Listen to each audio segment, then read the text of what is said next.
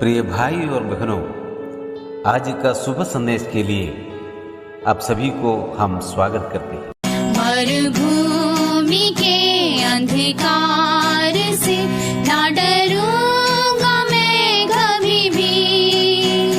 मरुभूमि के अंधकार से ना डरूंगा मैं कभी भी, क्योंकि तू मेरे साथ रहता है, कोई हानि ना होगी।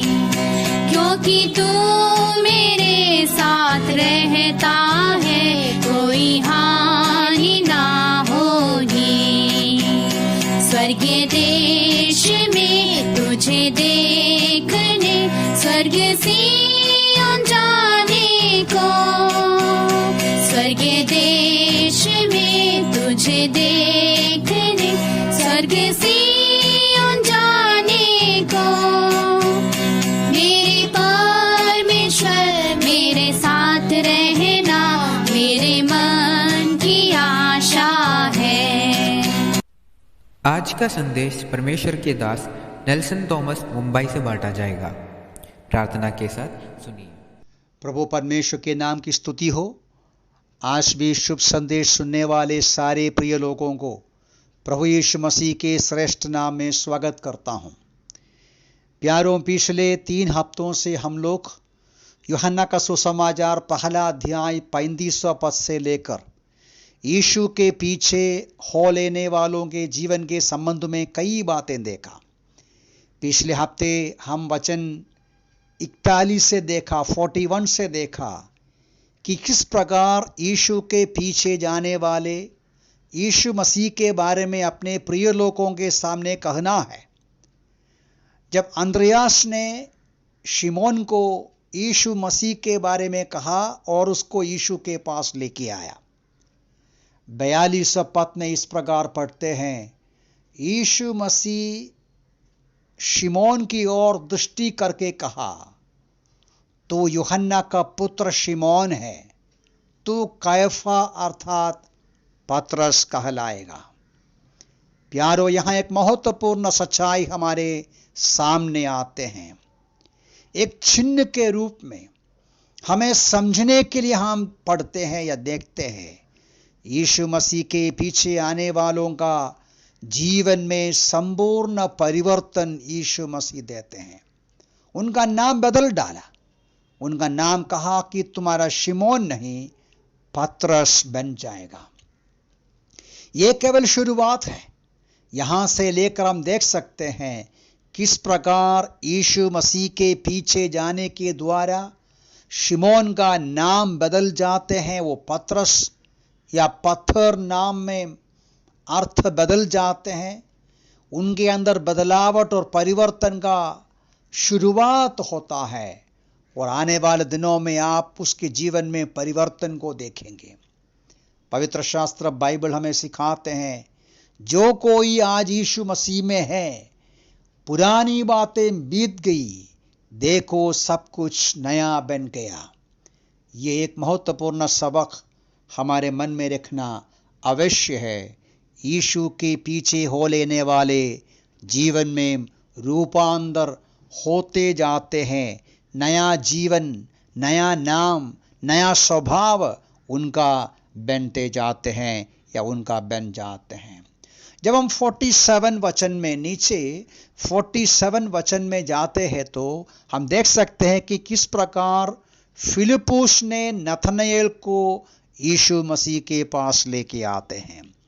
अब नथनएल जैसा यीशु के पास आया, नथनएल से यीशु ये शब्द कहा 47, देखो वास्तव में एक इस्राएली, इसमें कोई कपटता नहीं है।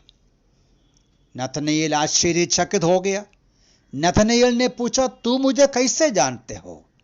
यीशु ने उसे उत्तर देते हुए कहा, इससे पहले कि फिलिप्पुस ने तुझे बुलाया, जब तू अंजीर के वृक्ष के तले था, मैंने तुझे देखा।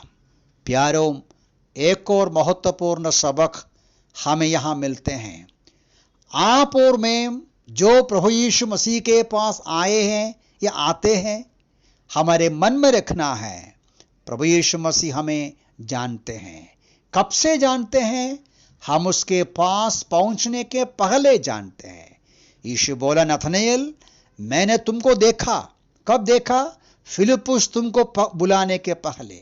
तुम फिलिप्पुस के मुंह से मेरे बारे में सुनने के पहले, जब तुम अंजीर के वृक्ष के सामने बैठा था, मैंने देखा। प्यारो, यीशु मसीह हमको संपूर्ण रूप में समझते हैं। ये विचार के साथ हम उसके पीछे हो लेना है। कोई रहस्य नहीं रख सकता।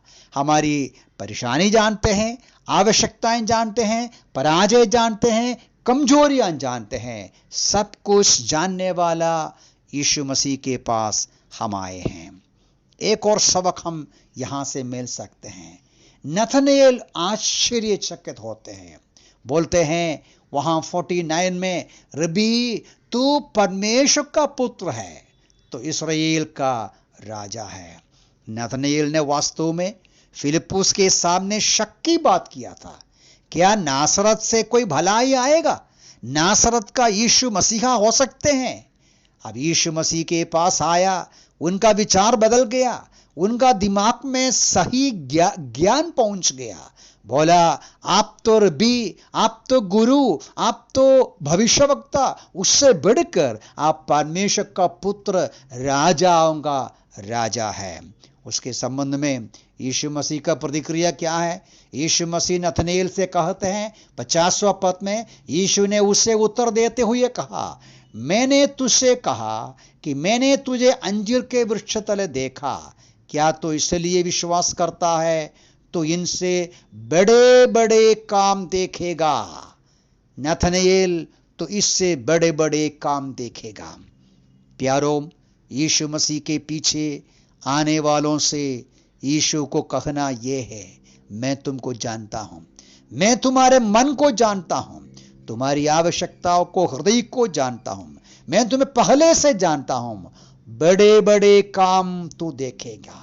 आज आप और मैं जो स्वीकार किया, जो पाया, प्रभु यीशु मसीह में जो पाया, अनंत जीवन, आत्मा का उद्धार और आत्मा की शांति, सब कुछ हमने पाया। यीशु का कहना है और भी अधिक तुम देखोगे। बहुत वर्णन करने का वचन है, मैं यहां बंद करना चाहता हूं। प्रभु हमें सहायता करे। 3 और महत्वपूर्ण बातें आज हमने देखा और यहां से हम पाते हैं, वो ये है, यीशु के पीछे जाने वाले उनका बदलावट होते जाते हैं। यीशु मसीह के पीछे आने वाले मन में रखना, प्रभु हमें संपूर्ण रूप से जानते हैं और यीशु मसीह के पीछे आने वालों को यीशु मसीह वायदा के रूप में कहते हैं, और भी बड़े बड़े काम तुम देखोगे। प्यारो, आज हम जो अनुभव कर रहा है शुरुआत ही है।